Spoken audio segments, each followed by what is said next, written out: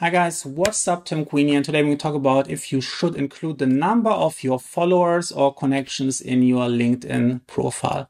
Now, I would recommend against this.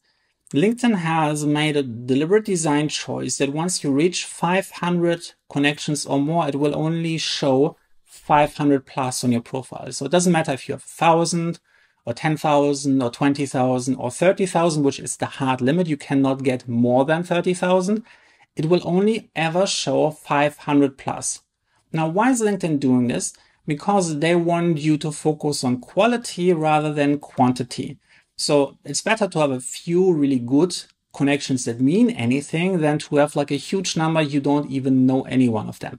Now, the reason why they say 500 plus and showing you like some more detailed number before is they also want you to kind of use it as a quality metrics, like saying someone has been established on the LinkedIn platform. They have a couple of hundred connections could give you an indicator that this person might be a real person. Like for example, if you see someone who's only like 2 connections and you don't know the person, there's good probability that this is like a spam bot.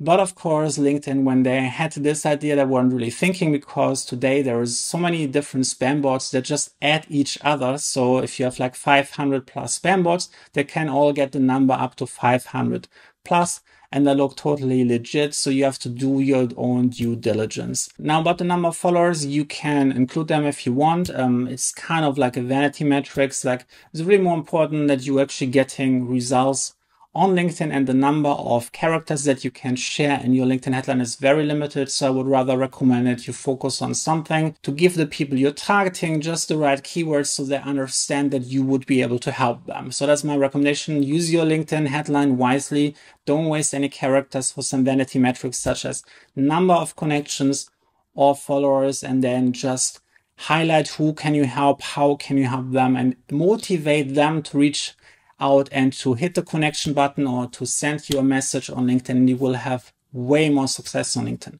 Now, if you want to learn more about how to build an entire LinkedIn sales funnel for your business, also check out my LinkedIn Accelerator program. I'm going to put the link down in the description and into the pinned comment below. And if you want to get more videos about LinkedIn marketing, also make sure that you hit the subscribe button, turn the notification bell on, and I see you in the next one. Bye.